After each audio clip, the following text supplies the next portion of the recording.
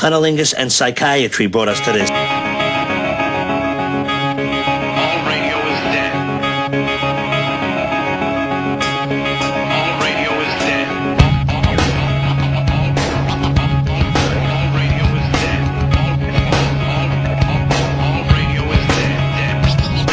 The Red Phillip Show on the Red Phillip Radio Network. 1, and then comes the 2 to the 3 and 4. The biggest thing in white history is landing on Red Phillip is like he's only white because he has to be. Well, yeah, it's like crazy. Like it's been established. White folks always know what they're doing. I'm gonna be honest with you guys. Go fuck yourself. I think people gotta know, man. This show advocates honesty, and everyone should be throwing their egos out the fucking window for our horrible show. Yeah, alright everybody. Welcome to the Red Phillip Show. It's August of 2013, and nobody gives a fuck what day it is. The 22nd! Alright, yeah, if you want to be specific. Alright, it's me, Red Phillip, and Thor or Chris Craig. Thor, the douchiest name you can come up with. Shut the fuck up! There's a million more douche names. You don't even call me MC Coctopus anymore. Yeah, because that's a great name. That's a great name. Where else? MC Coctopus. You know what? Fuck Thor. Yeah. I just want MC Coctopus. That's it. Also, Ian Ellis, the great comedian from Chicago. What's going on? Yeah. He has this joke. I don't remember how it went. It was something about, like, if you bitches didn't have your pussy, there'd be, like, only lonely bitch. I don't even know how to tell it, but you know what it is. Yeah. Do you know what he's talking about? Something. Yeah, do you know any more of it? I don't fucking remember, okay? I listened to some shit the other day, at work, and I was, like, half asleep. I don't remember. It's like, you goofy hoes, y'all suck shit. Your pussies are worthless, blah, blah. I knew I was going to ruin it. Why don't you just fucking tell it and save me embarrassing it? Now you just make me sound like an angry dude. Whatever, fuck it. Dante Nero, he talks about how women don't have personalities. They're a reflection of the man that they're with. Yeah. Of course, they don't have to have personalities. It's like asking a goldfish to speak English. You don't have to. I took a different angle with it, and I said they don't have personalities. Because they don't have to have one to get dick the way we have to have a personality to get pussy. Yeah, I think that's kind of what they were saying. That's what I got from Dante Nero's take on it. It's like they can just point, just like Patrice says, he just point at the pussy and go, ugh, and you can, they can get dick, Yeah, Patrice says, I have to go get you. I can't just stand there and blink slowly. Yeah, exactly. Yeah, so they're like goldfishes in the tank. Yeah. Like they're just we have to like reach in and scoop you out and put you in a little use a lure and a bag and make sure there's enough clean water in there so you don't choke out and die before we take you home and fuck you on the stove. Pour batter all over your tits. That's actually a good metaphor because a goldfish only has 3 seconds worth of memory. Exactly. Yeah, and like Dante says, it's they have integrity. Amnesia.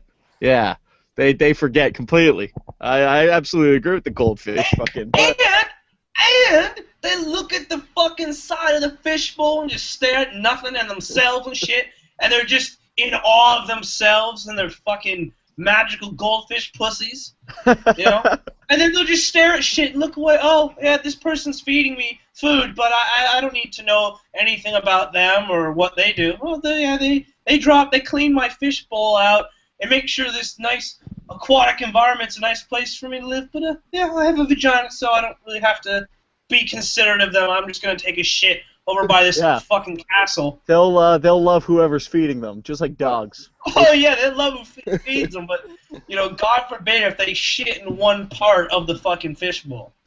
It's because make it a little easier for the person scooping it out, but that's okay. A woman's logic is based on their emotional state. That's right. I don't know if you've had this happen where a woman's laying in bed, she's like, "Oh my God, I can't believe you're real. I can't believe you exist. I love you forever." And then the next day, she's like, "You're a piece of shit. Fuck you. Fuck your mama. I'll cut your dick off." Yeah, I mean, a day is even too long. Like you could be getting that reaction like 2 hours later when you ask her to make you a sandwich. You can get that reaction 5 minutes later if you really fuck up. Yeah, if you really like, if you went from fucking her properly and you're laying beside her and she's going, oh yeah, that was great, I love you, I'll love you forever, and then you go, bitch, you're getting fat, you know, she's gonna snap just like that. But she get in some roles. I just wanted to say this after when you was in a good mood, but man, I'm not kidding you. Ain't really what I'm about. I'm not into the bakery business, you know. I actually did that once, man. We just we just stopped from fucking. I think she just blew me or whatever. We're laying beside each other, and I lifted up her arms and I go, "Shit, you getting some hair under there?" And then I just kind of grabbed her belly and wiggled it a bit. I'm like, "Wow, you're getting you're a little chunky too," and immediately hopped right off the bed, just bawling in the corner. I'm like, "Oh man, that was you got some that carpets wasn't going good." in there like a Greek sailor. Delicious. Once she's sucking your dick, there's no need to keep negging her. That's when you start rebuilding them. Yeah, you've broken them down enough to where they want to put your juicy cock in their mouth. Now start building them up properly. It's just like boot camp, that's all, you know. You're not happy until a girl like lives in your basement and has Stockholm syndrome, and that's a little fucked up. Yeah, man, that's horrible. I treat them bad constantly. It's bad. She came in fucking hating you, and like 3 weeks later, when the police are looking for her on the news, she's like, you know, I think I want to stay. I think I want to stay. Guy. He's a great guy. There's a man hunt for Ashley White bitch, but I want to stay with you because you know, I think you get me or whatever. I don't know if you can speak to this, but talk about getting got. One of the reasons I used to get got a lot is that, like, a woman would tell me that she loved me, and I would believe that she meant that forever, because that's what it means when a guy says it. And then turn around and, like, you know, she's cheating on you the next week. They're not dishonest, but it's only honest for that emotion. Yeah, the integrity amnesia, absolutely, and it applies to everything, even the word love. You know, I absolutely. I think their thing is, I love you. Like now, right now, now, in this moment. But that doesn't mean, if she would just say, that doesn't mean I'm gonna love you in 5 fucking minutes. Yeah, it's That's all she gotta say, and I'd be cool with that, because you guys is right. You know, when a dude says, "Bitch, I love you," that's like you've earned it. Like I knew this guy who I work with, right? And he was saying how he got a girl like a diamond ring, right? And I was like, look, you've just set the bar. You can't get her a diamond ring right away. Because when she gets to the point where you're like, okay, I love this bitch, you know, I'm going to marry her or whatever, now you got to get like a fucking Ferrari. That's why you start by giving her something like an onion ring. An insult. And then when you're going to get married to her, all you have to do is give her a diamond ring because it looks so much better. You gotta give love to like what's relative to you. So like a really rich guy is going to have to buy this bitch a boat. That sounds Whereas like a really poor guy is gonna have to buy her, you know, hey, that's make a little good paper fucking crane or some shit. Hey, I don't know. That's a good title for your new advice book: Onion Rings to Diamond Rings. My guide to getting a diabetic bitch. Exactly. She likes it salty. But how many bitches have gotten stabbed because they told a guy they loved him, but to a man, that's a lot. Like, they're really part of the revolution is we really need to understand what it means when a woman says she loves you versus what a guy means when he says it. Exactly. You know, it's like what it should be is we should never feel like this is how I got. Speaking of that, it's just when she said it to me, we all feel that we got to say it right back. We have to say it back, right? You know what it is? You know what it is? What happened to me? You know, I said it back. She's like, I think I love you, and I'm like, I love you too. Here's the thing. I think I know what it is. I know what it is. That shit is just like them saying checkmate. Because after that, it's just assumed that you got to say, I lost, right?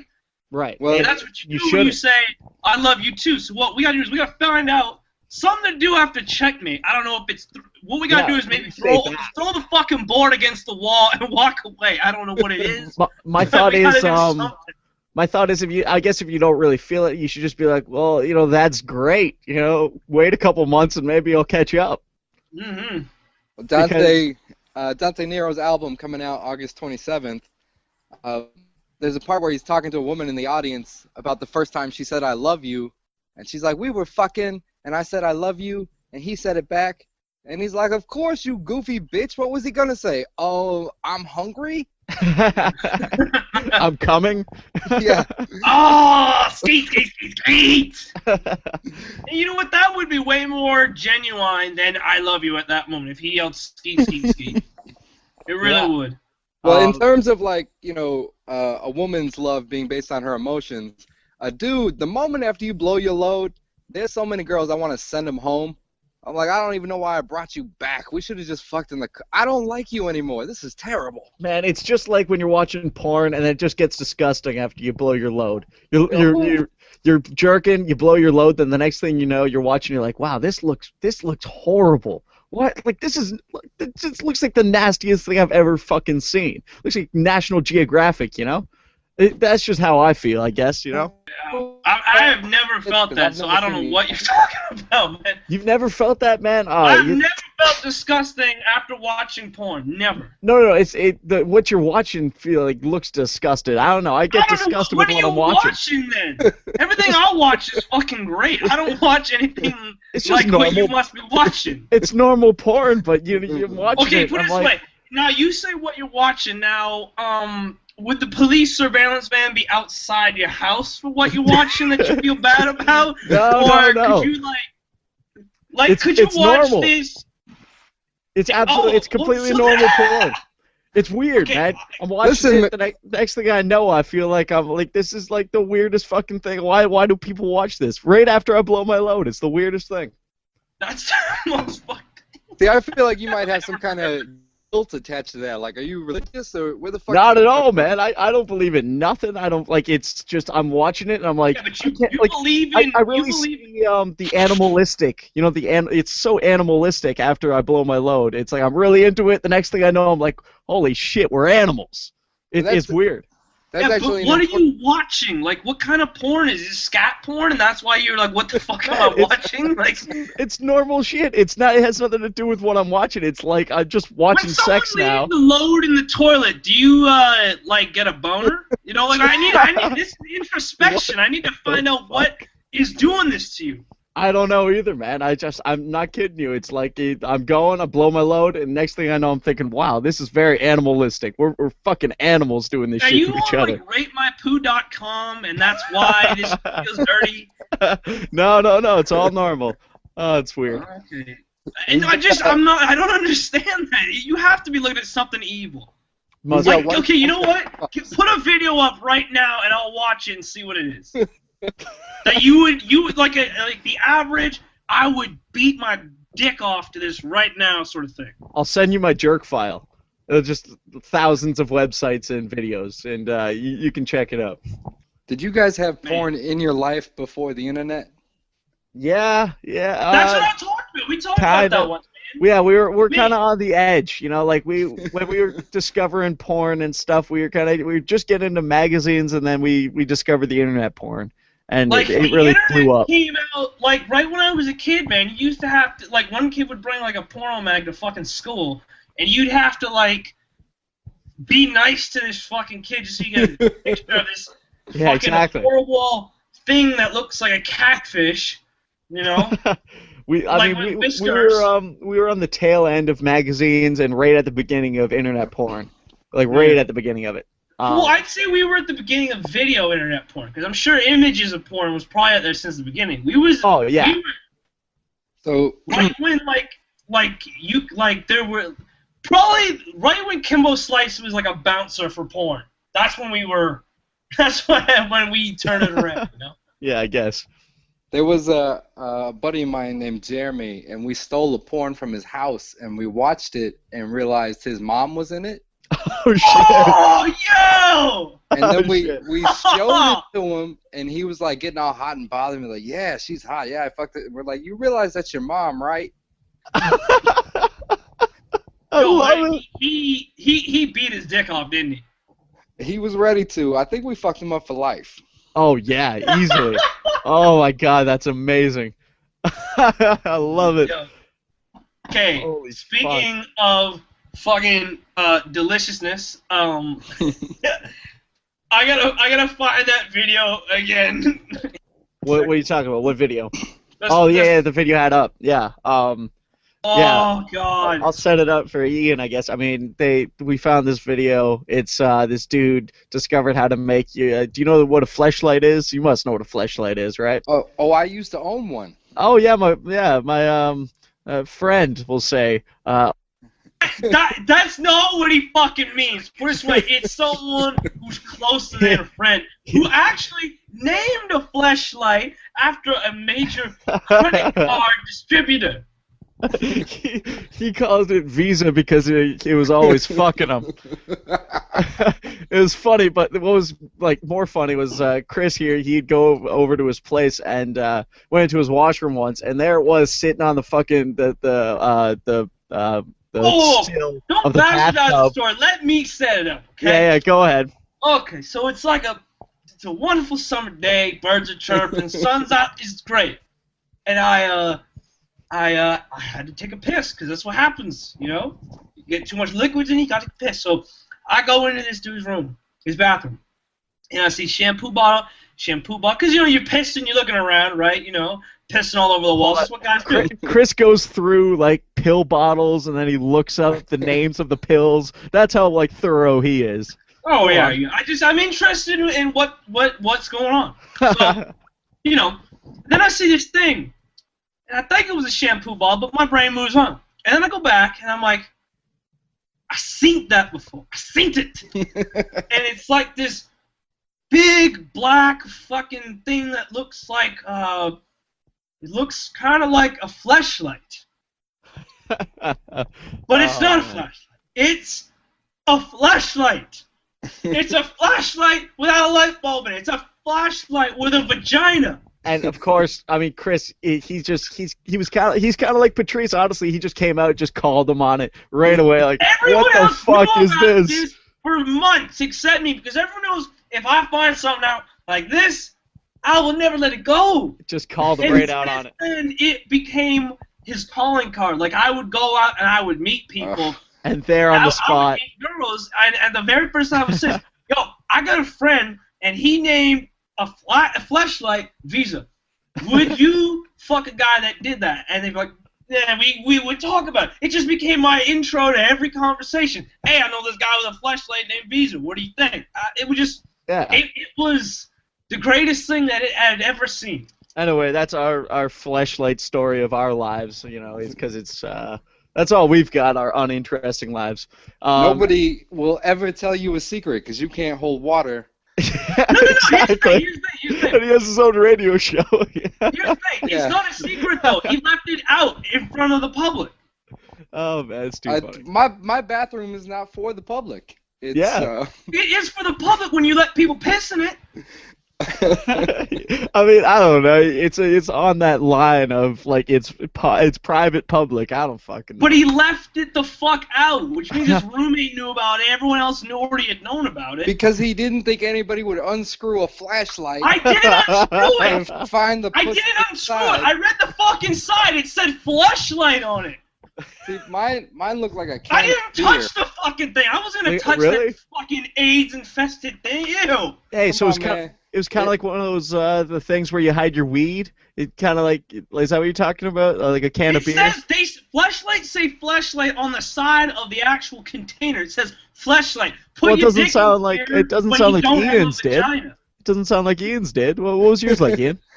Well, here's the thing. It looked like a beer can, but it started to smell after a while, so I threw out the rubber pussy, and now that's where I keep my weed at. Oh, perfect. That's perfect. Can. Yeah, you know, Okay, they sell them all over the place. People are going to be in your house looking for a beer can to fuck, and what they're going to find is weed. That's interesting. But it definitely did not feel like a pussy. Yeah, And, it feels weird, man. I'll say that. Like, if you want to make jacking off special, like, I could see using it maybe once every couple months, but I definitely couldn't jack off with one of those all the time. Yeah, I couldn't. Well, nah. this guy right here has decided that just a fleshlight was not good enough. This guy made it super sucking fleshlight. Some extreme fleshlight suction. Now, First off, he's got the voice of a fucking pedophile, but anyway. pussyhack.com and grab you a fleshlight. And even if you already have one, I still suggest you go to pussyhack.com. Check it out. They got all kinds of cool stuff. Pussyhack.com.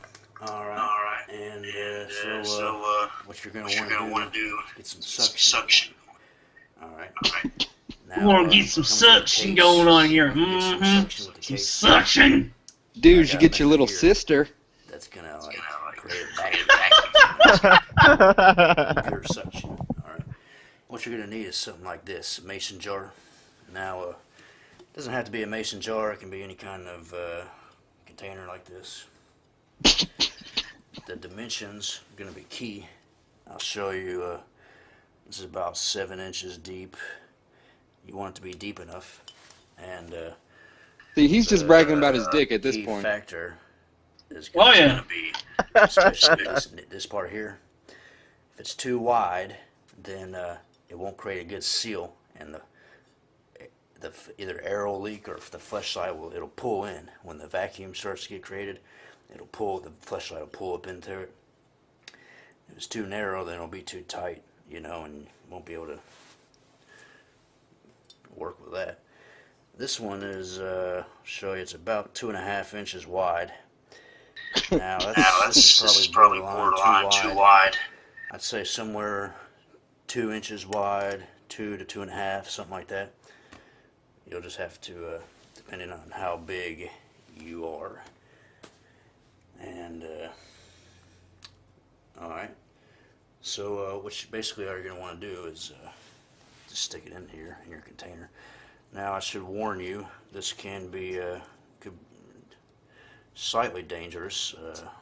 You're dealing with some pretty only slightly dangerous. Putting your dick in a thing that's going to make a vacuum seal. Only slightly dangerous, but okay. Take it slow, take it easy, and I can't be held responsible. If you get hurt, I'm not liable, alright? So just be careful. There's a warning. All you want to do is stick it in there like that, and as you can see, and you're creating a seal right here. And alright, now that's basically the gist of it. You can go ahead and lube it up and enter it now if you want. That's not going to create a suction. That's just going to create a lot of pressure. So you can try that too. That can be alright too. But this guy was like a fucking NASA scientist or engineer. He's like, it's not going to create a good suction. We need some more pressure. This guy. Like this. Oh, here it comes, the reveal. From a pin. You probably know if you take a pin apart, you get this hollow plastic tube out of it. That's what you're going to need. And what you're going to do is slide the pin up in here to the side. And then when you enter it, the air will leak out through the tube, and then you pull the tube out. He's the MacGyver of pussy. Seal. This guy's... I think what he's Look trying at this. Look what he fucking does. Look at this shit. This shit is fucking scary as fuck. No nudity is allowed. But got the next best thing, which will be this bad boy here. So I think he's trying to take care of the queef factor, because there's a lot of air pockets in a fleshlight. Yeah, I know, right? Here, look at this. Here we go.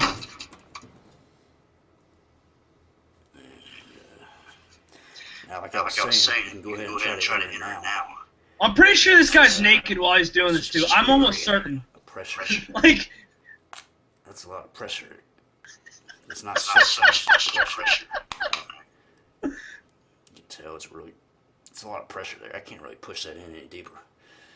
So you can try that out if you want. But for the suction, what you want to do, take this tube and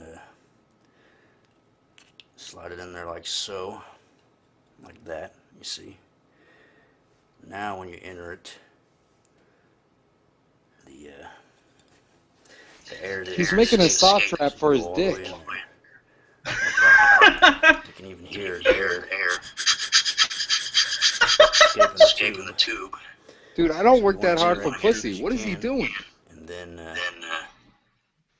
as I've said, this guy could like it gets better. It gets better. This guy could like design a perfect pussy. Now, could you do this already? Like this guy needs to work for like robot technology and just be in the pussy department of it. Jesus like Christ. Okay, but it gets better because this is the part where it gets fucking scary as shit. Okay, I want you to think about your dick, right? Now, would you put your dick in harm's way if you knew you couldn't get it out? Chance that you might become attached to this fucking thing forever. Because I wouldn't.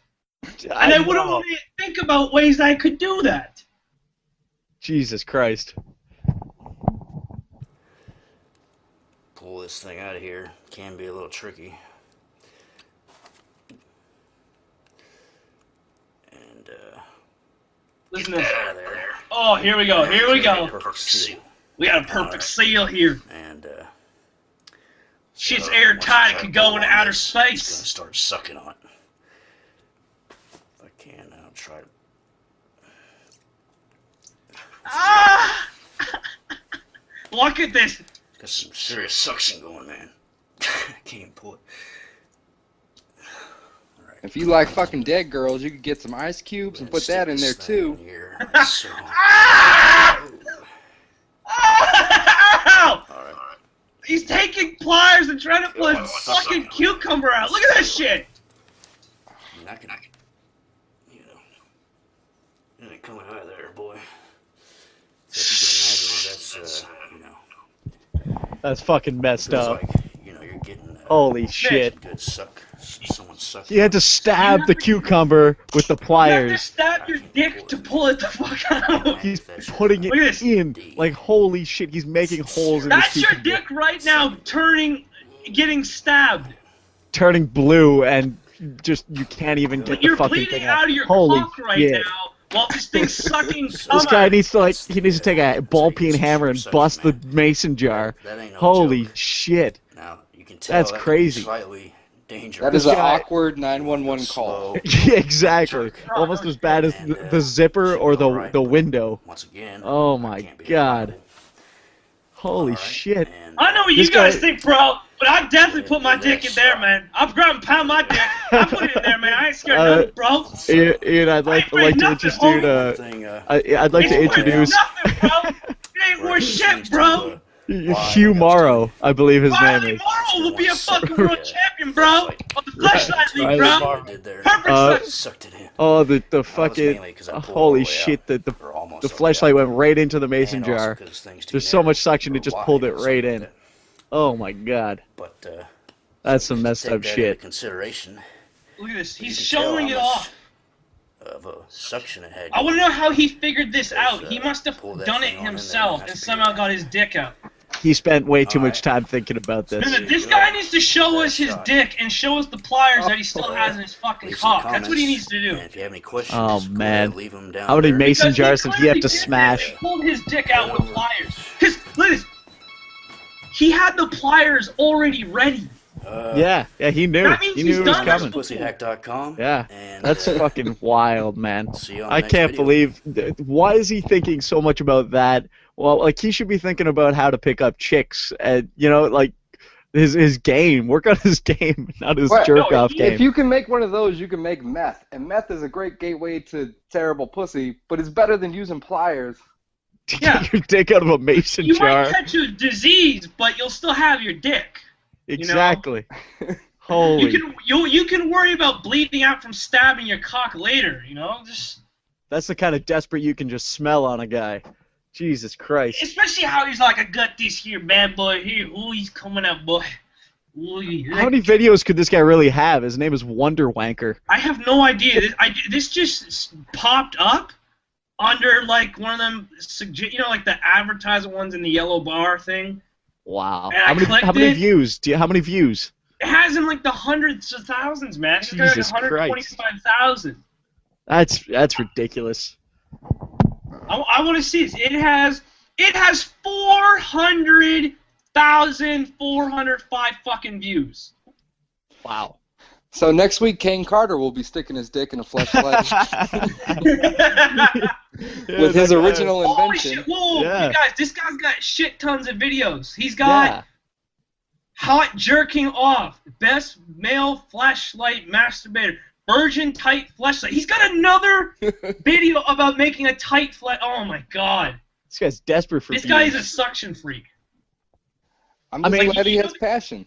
Yeah, he's playing to the right crowd. There's a lot, like everybody jerks off, man. Right? Yeah, but how to make lube? Like, he's just the guy. Like, the economy clearly fucked this guy, and he's looking for new revenue streams and ways to save money. I'll make my own lube.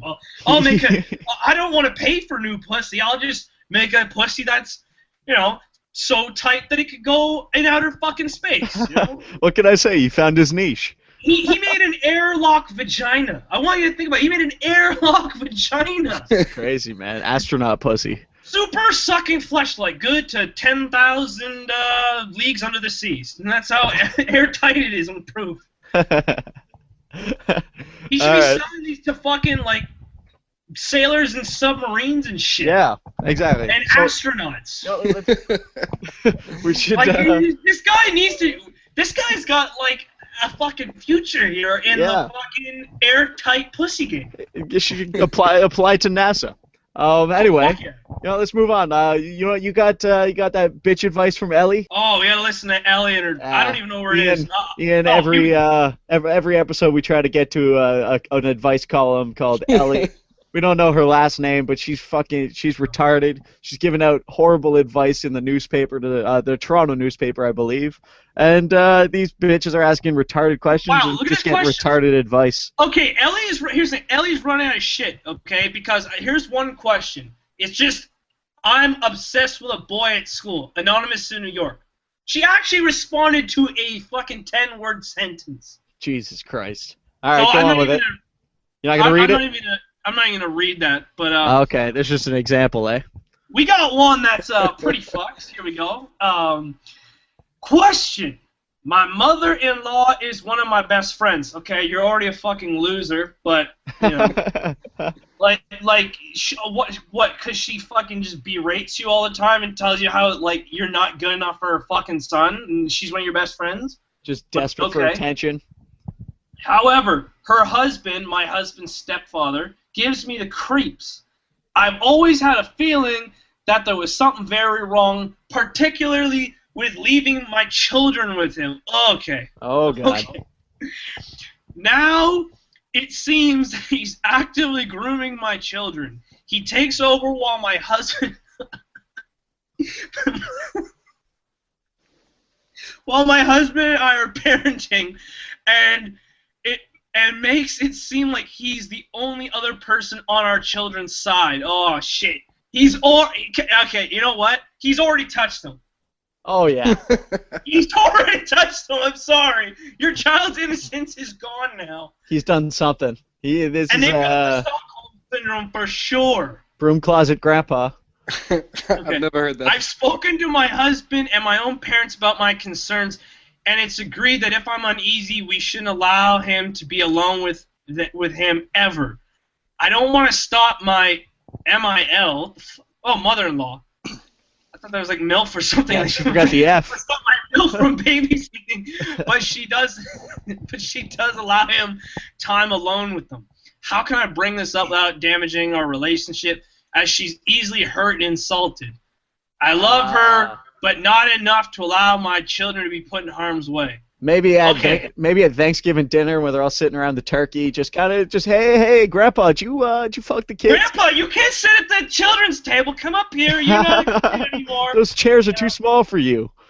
I feel like she's conflating two different issues, because it says he's stepping in to give parenting advice, and she's worried he might fuck the kids. Yeah. What? She's saying that and she doesn't want to hurt the mother-in-law's feelings. Well, here's what I think happened. He stepped in one time and was like, you shouldn't give the kids sugar after 10 p.m. And she's like, you're trying to fuck my kids. Yeah. Don't tell me how to be a parent. Control freak. Yeah. Wait, see, here's the thing. She doesn't actually give an example. She just says that he takes over when my husband and I are parenting, and it seems like he's the only other person on our children's side. So what is that? That's kind of well, like... it's like when she's saying no when candy. yeah, He's like, when he's they're baiting disciplining. them with Twizzlers or some shit. Yeah, what she's saying is when they're disciplining the kids, he's going, "Oh no, no, no, it's okay. Let them do it. Fuck it." You know, he's Oh, you know what that yeah. means? He's definitely fucking one of the kids. he's Absolutely. doing something. He feels bad for touching them, and now he's got to be on their side whenever they're getting in trouble. You know, this guy's doing something wrong. Listen, Okay, so basically, Ellie says, getting to the point, your main evidence is his tendency to interfere by trying to win the kid's confidence. I guess I would say affection over confidence, but Ellie, you're probably an English major, so whatever. Anyway, apparently, this is what it is. Okay, what did she say? Like, she's trying to say, like, you need to define a boundary with the mother-in-law for her husband and make sure that she's okay with making sure it doesn't fucking happen. How about you just do this? You don't want to hurt the the bitch's feelings. You just be like, listen, my best friend, like your mother-in-law is your best friend. Just be like, listen, I don't want Paul here or Dan to be near the kids because he's touching them. How about that? Just say it. There's no point in going around this shit. If she's really your best friend, she's gonna appreciate your clairvoyance, you fucking idiot. Well, there's no 5-part conversation where you gradually bring that up. If someone's trying to fuck your kid, go, hey, quit trying to fuck my kid. That's the whole conversation. I don't give a fuck about your feelings. You're not gonna fuck my kid.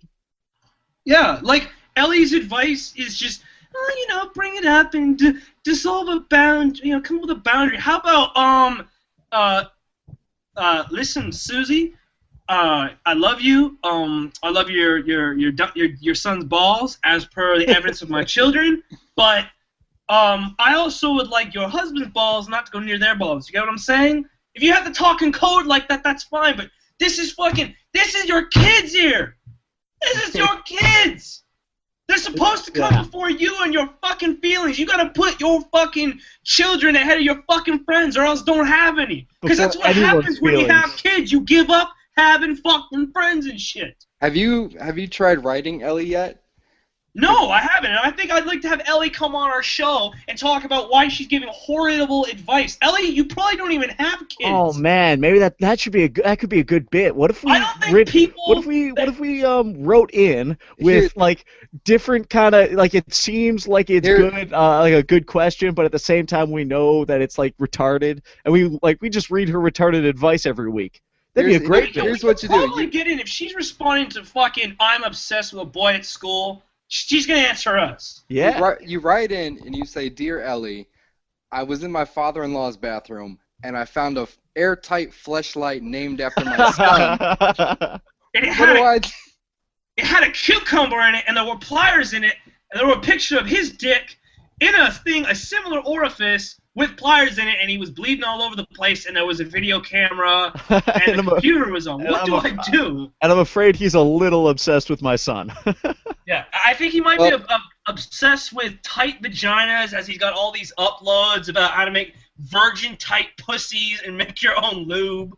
You should give a crazy description like that, but then the real question at the end is, so how do I get him to start eating less salt? His vegetables. I love that. If you want him to start eating less salt, first off, I think you should try and, make your own airtight, virgin pussy, and then give it to him and tell him that he can only have it if he cuts down on his sodium intake. And then after weeks of his blood results coming back with low sodium levels, you fuck him in the ass with that English cucumber with the pliers in it. Exactly. That's Your advice sucks shit. Man, that's a great bit. We'll get right on that. I love it. Look at this shit. Ellie on her website says, Ellie, great advice, 6 days a week. You know why she takes a day off? She takes a day off to try and come up. She probably writes. I bet you she writes these fucking questions. Because she's like, her advice. Why would anyone continue with her shitty advice? Wouldn't it be great if a woman said, like, great advice 3 weeks out of the month? But that just that 1 week, it's like, tell him to fuck off. I fucking hate him. Ah! She's like, don't write me if I'm on the rag, because fuck you. Oh man, she posts a schedule of her periods in the newspaper. Don't write me during these weeks. Anyway, I just want to reiterate concern about my children or whatever the fuck her name was, something like that. Just when you had kids, you kind of gave up having friends, and obviously you did because you're best friends with your mother-in-law. No one is best friends with their mother-in-law pre-having kids. I don't care who. Exactly. Okay, even like so you gotta do what's right for your kids, and yeah, it's gonna suck that you might have to be like, here's what I want to know: what is her husband's opinion on this? Because what if he's one of them dudes who's like, his father-in-law was really his dad? Because if she, you know what I mean? Because then it would be really hard for her to be like, Here's the question: if he was a child fucker, wouldn't he have fucked her husband when he was a kid? Well, she didn't say that he fucks him. She just said he gets like way too close. But like, obviously, her dad, wouldn't he? You don't just all of a sudden go, these kids look delicious. I'm just gonna start combing them and like. By the way, if I can plug something, the latest episode of my podcast, ianellis.podbean.com, is called "I Didn't Fuck That Kid." So That's a great. Holy shit! That brought everything right back into that. I didn't even think of that. By the way, I listened to that. Very funny. It's good shit. You do that every week? I try to do it every week. My schedule's been changing, so I've been missing a couple here and there, but yeah, I try to do a new 5 to 7 minutes every week. I kind of like how you do it. It's like it's your stand-up, right? And then you throw up a recording of it? Yeah, the way I build my act is I do new material every week, and I try and save like a minute. Like if a minute though goes really well, that goes into the act. Nice, very nice. I gotta say one thing is a lot of those crowds fucking suck. To be honest with you. That's what it feels like. Like, not gonna lie, this is what I'm criticize jokes being someone who feels like he's in a similar spot with jokes, whereas like your jokes are literally like hit and miss. Like you're either gonna hit it out of the fucking field, like that joke about bitches with them pussies. I don't remember. The one you can't remember that you're gonna criticize. I'm not criticizing. I'm just saying I like the dynamic of his act. It was a backhanded compliment, you fucking ignorant ginger bitch. I like comedians that go for broke. Wait a minute. You didn't tell me I was talking to a ginger. I'm gonna build up my joke and try and milk the crowd for applause. That's the whole dynamic of our name. It's our homage to Patrice, but I've got this red beard that just so He's I would a fucking daywalker, by the way. I wouldn't shut the fuck up about all the black Phillip and the beige Phillip stuff. So we were like, red Phillip. That's all I hear. I'm like, I already know this shit. I've been listening to it for months. Yeah. So that's where I was trying to give Irish, him a Scottish. that I like that shit. I prefer people that think of themselves like the Muhammad Ali of fucking. Yeah, I'm just saying the way it sounded. Where they're not gonna pad their fucking shit. They're just gonna go for it. Yeah, the way it sounded was a non-comedian was about to criticize a comedian, and I just, I wanted to I like it. nip that in the I don't like bud. guys like Jerry Seinfeld who try and like. Yeah, exactly. Which sounds, like a bagpipe that's just being deflated and then going. And Chris as an icon, that's okay. Yeah. I like comedians that will fucking say what they want and fucking go for a big joke and then try and keep going and swing and miss. Versus fucking guys who, hey, how about the ladies in the crowds? Oh, fellas, gotta keep them in. They keep us in line. Fuck all that crowd milking shit. Yeah, give it up for the troops. Yeah, all that great. I hate that shit. This guy's a real fucking dude, Red Phillip. You could learn something about him. I think you could too. Yeah. Whatever. Jesus you know what? Christ. Fuck you, Ian, if you don't like it. I don't give a shit. I try and be nice to you. Oh, wow, man. And then you turn around and try. You both have been conspiring against me this whole fucking show. Yeah, that was the plan. Wait. What did Mr. 12 subscribers have to say about the greatest comedian alive today? Yeah, exactly. Hey, 4. It's 4 subscribers, by the way.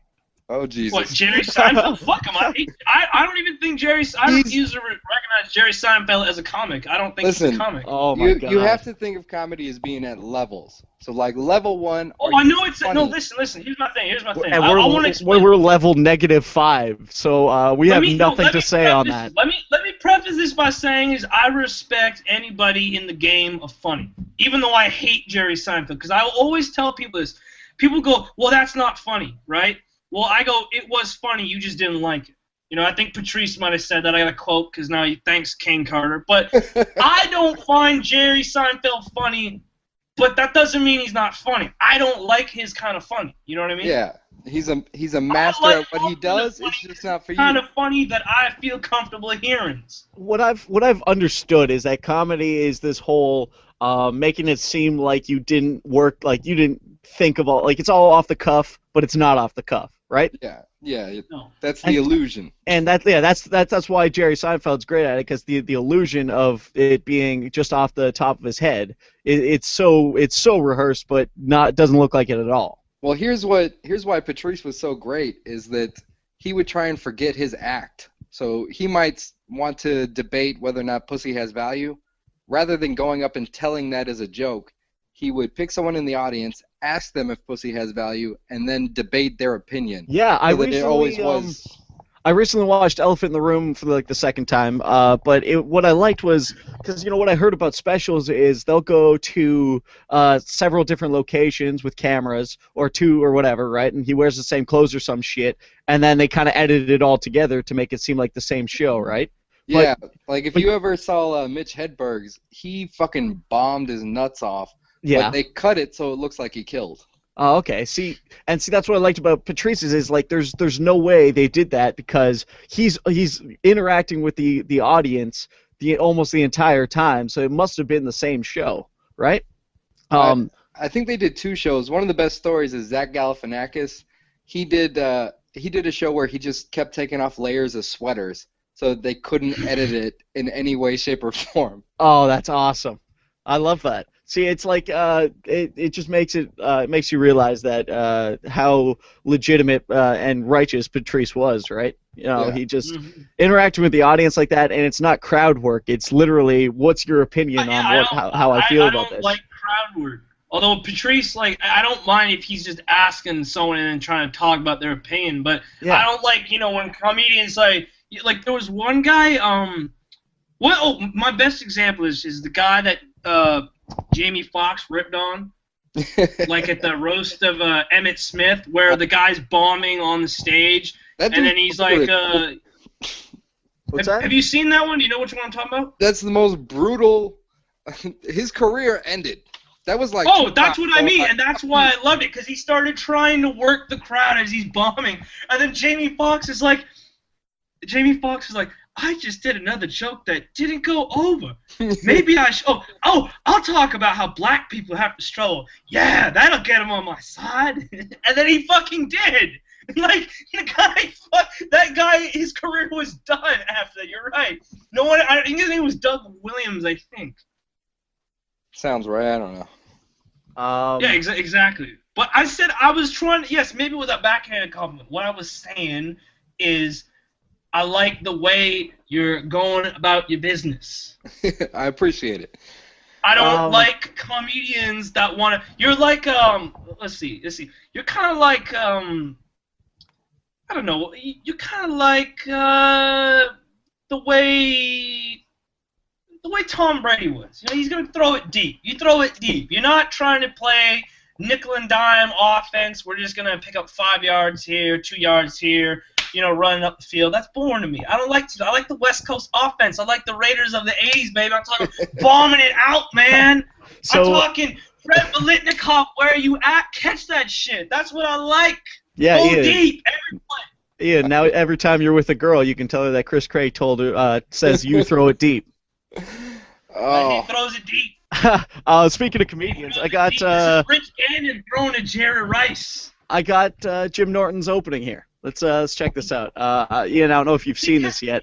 Here's the thing. Ben Phillip is trying to turn this like now there's a beef between me and you, and now you'll not want to come back and do the show. That's what he's trying to do. No, I I'm already not. see the way he's. I'm trying to I can rip see- apart everything you're saying because I don't know, because I got Can we- nothing else to say. Can we just hug it out? Exactly. Yeah, Yes.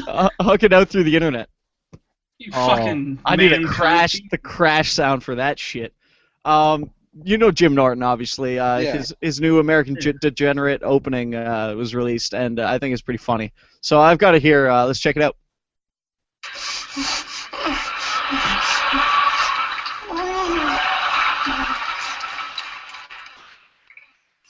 Don't be scared, you little bitch.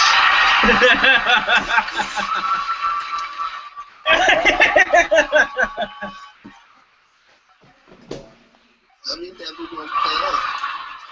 You're my favorite character. I cried when you got shot. You're an annoying motherfucker. You do know that, right? Come in.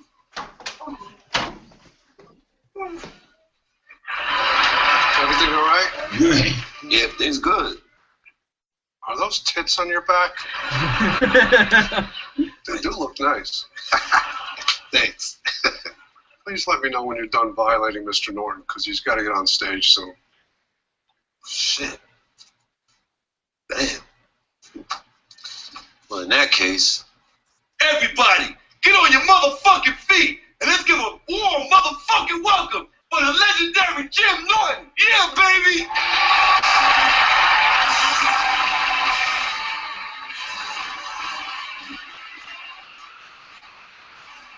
Yeah. All right. That's Jim Norton's American Degenerate. Apparently, that's not the full thing either. There's a little bit more added to it. Someone else, a special guest or whatever. Oh, yo, what was I gonna say? Oh, it's coming to London tomorrow. Who's Doug that? Stanhope. Oh, who, yeah. Yeah, fucking Doug just likes rejected our Stanhope. show, of course, but You rejected our feeble attempt to get an interview with him. I don't give a shit. He should have been on the show. Ah, man, we're way too small for that shit yet. What? But, First, let's talk about Jim Norton, because I want your opinion on this. On Opie and Anthony, he fucking kills. He's the funniest fucking person ever. But his Absolutely. stand-ups, he tells too many corny jokes. I don't know how to. I don't know. I wish he would tell more stories, because he's a genuinely funny dude. But his jokes are just fucking lame. He's too He's trying too hard with his stand-up. You know, he doesn't try hard in the studio, and that's why he's funny. Because it just comes out naturally. It doesn't feel natural when he's on stand-up. You know. And I don't know if that's trying to build an audience with the mainstream, or what the fuck is going on there. When I turned this dude on that I worked with on to Patrice O'Neill, and he said he doesn't find Patrice's stand-up funny at all, but him on Opie and Anthony, when it's just going for off the cuff, is the shit. And I think maybe it's the same way with Jim Norton. Maybe it's more comfortable in the studio than on the stage. I think that's when it's in the absolutely studio, it. it's not prepared. Yeah, What was great about Patrice is his freestyle on Opie and Anthony would be better than most comics' actual act. Oh yeah. No, I'd say it's better than name like maybe Pryor, Carlin, like those are the only people I think even have better shit than like his whole fucking what was that thing? Oh, It's Cold Out Here. Like that had me in fucking tears, man. Yeah. That whole thing. Or it's raining stuff. There's just God, hours and hours. Yeah, hours and hours of just him doing off-the-cuff, amazing stuff that it couldn't even work on stage because it required the setup, right? The setup and the feeling and the. Well, a lot of his act, if you watch it, it actually comes from interviews. Like if you're watching his Mark Maron interview or his Juan Epstein interview, those became the setups in his release Better Than You and his album that just came out Tuesday, the unreleased material. Oh, no shit. Okay, well, so that's conversationally, awesome. he would bring that into his stand-up. I mean, that was his comedy as well. It was so conversational, right? Like they weren't exact jokes. It was just his thoughts on things and how he'd add that little bit of funny to it, that little twist on life that nobody else had. So you were talking about Pryor and Carlin. Patrice was way better than both of them, and I'll tell you why. Because comedy, if you look at it in levels, level 1 is, are you funny? Because if you're not funny, I don't care how smart or clever you are, nobody gives a shit. Level 2, do you take intellectual risk? Carlin was the master of that. He took all the intellectual risk. Level 3 would be, do you take emotional risk, like Mark Maron? Okay. And then level 4 is, can you get other responses from the audience? Can you make them mad and still kill? Can you make them uncomfortable and still kill? And Patrice did that on a level higher than anybody else that's ever done it. Oh, I said this. I said this to my boy who I work with. I said this. I was like, if Patrice had lived another 5 years, I think he would have like superseded Pryor and Carlin. I think he would have been the best ever. That's what I think, honestly. I think because he just needed more time. You know what I mean? Everybody said that. He's Everybody said he's just, he was just finding it. He was just getting that big perfect act down. He was just finding his little thing. Was like he was like a pitcher in the 4th inning throwing a perfect game, and then the game gets rained out, so it's gone forever. That's all it was. If he could have played all 9 innings, man, we would have been perfect game. Absolutely. So I mean, it's too bad, but it's like. At least he did something. You know what I mean? He could have. You know what I say about Patrice? Well, this is one thing I say about Patrice. What do you I say something about Patrice. He fucking didn't. He's not like the Simpsons. He went out like on top. He didn't go out in the 20th fucking season. He went out Absolutely. Not when he should have, but at least we have nothing bad to say about him. Like, oh, he just got shit. Right. So you were talking about Stanhope. Oh yeah, he's coming to London, our London, and tomorrow. Well, please start reaching out to your local comedy scene out there in Canada and start giving those comics some play. Listen, man, you have no idea. We tried. They don't want to be a part of it. We have Yuck Yucks here in London, and that's just pro guys, right? So we can't touch them. That's how small we are, and we have no other open mics. We have none of that shit here in our city. So we got to go somewhere. Yeah, not in this city, man. Like, we even want to try Toronto, the big fucking smoke, big city. Like me and Chris were interested in actually trying stand-up comedy just for shits, and we can't even do that in the city because there's no clubs that will accept us. If you want to go, if you want to go to do stand-up in Toronto, like, you have to fucking call in like 2 months ahead of time to get 5 minutes 2 months later. Here in the States, we have Badslava, BADSLAVA.com. Yeah. And that lists every single open mic in the entire country, and I think they might have Canada in there too. So check it out, because there's got to be like a bar show somewhere. There's these stupid, there's these little places that literally, like, their open mics are for music, but they would absolutely accept comedians. There's like 1 or 2 that I think I'm going to check out. Start taking that shit over. Yeah, it's pretty much all we got, So... that's what we're gonna do. I'm on this fucking website. They have fucking Whitehorse, Yukon. They don't have London. They got Toronto, Mississauga, Oshawa, Thornhill, Whitby, which is all fucking Toronto. Oh my god. But they don't. They have Whitehorse, and they ain't got us. Yeah, that's how crappy it is. It's time to get in the car, get baked, and start driving. Pretty much, man. Well, but this has been a good show. We've hit about an hour, so we'll wrap this shit up. Yo, Red Phillip, look at this shit. There's a lot of open mic nights here in Toronto, Mike. Cool, man. A lot, man. I'm telling you, man. You're coming back to London. You're saying you're gonna start up your comedy shit here. You've been there for a year. You should have been starting it up there, man.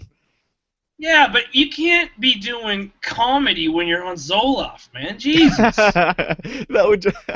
can. It's just. It's a great dynamic. You'll be way too complacent with everything. It'd be monotone. Daniel Tosh, he did that because he had terrible stage fright. So his first couple of years, he was on Zoloft to get over the stage fright. I have stage fright myself, so I might have to do something like that too. When I get baked, I could probably do it. I have agoraphobia, man. Like, I can't even ride the bus without having a fucking panic attack. I swear to God. Ian, I don't know if you realize, but you're talking to a couple of freaks here. Jesus. Well, the thing is, man, I've always been, like, kind of agoraphobic, but I didn't know what it was. But, like, I can't even, as Patrice calls it, the pleasantry dance, I will, like, if I see someone that I might have to talk to that I know I can't just be like this with, I will fucking run away. I will walk fucking across the campus to get around my classes. Just so, like, I'll go 30 minutes out of my way walking, just so I won't take a chance that I you're might weirdo, see man. someone that I won't be able to keep it real with. Well, let's see if we can change your life here, because Jay Moore says you're afraid until you realize you're prepared. So why is it you don't feel prepared? Like, what's wrong with your sense of self-value that you don't feel prepared to engage people? Yeah. Because here's what it is. The way I am right now, like, I say cunt all the time. I say nigga. I say cracker. I say ginger. I say honky. I say Jew. I say kike. I say everything I fucking want. I don't hold it back for anything. I can't do it. I don't know how to do it. All I know how to do is be righteous. I think, well, maybe and I what can't it is live then. a lie. Living a lie for me hurts me and gives me more anxiety about myself and trying to pretend to fit in. Than just keeping it. You're not. You feel you're not socially acceptable. So when I'm not socially accepted at all, man. If you did that kind of shit, you feel like you're not prepared to defend your own self as like you can't defend your unsocial. No. Wait. Here's the thing. I feel like you're putting yourself in punishment before you've committed a crime. Yeah. You might go out there and realize that you're not as unacceptable as you think. And if you are unacceptable, that's when you get to say, well, fuck you, and talk to the next person. But you can't put yourself in punishment thinking you've done something wrong when you haven't done anything at all. Here's the thing, let me explain this. I don't feel like I've done anything wrong, but I know that's the way I'm perceived, just like the way I'm treated. Like, you think. You have put yourself in timeout. Get out of timeout. Get out of that goddamn corner. Yeah. Come out of the broom closet. Take off the dunce cap. It's not like you're sitting around. I don't know how to do it, man. I don't know how to be. Like, I can already tell, Ian, that you might have been a regular dude at some point. You might have been, but you're just not now. You're just not, and you don't want to be, and I can feel it. I just feel the way. Like, you know what I mean? Like, you were regular at some point, and I don't know what happened, but you said regular path fucking sucks, man. I want to go on the Ian path. You know? You see why we love him, Ian? This is why we love him, man. He's just it's great shit. Take that passion out there. People respond to leaders. Yeah. You say, I'm here to say fucking cunt. Get excited. Yeah. I guarantee you'll get some shit titties. all the time. Like, my thing is, I'm amazed I still have a fucking job anywhere. Like, I wake up every morning and I'm like, wait, I have to go to work? I haven't been fired for saying shit yet? I'm amazed.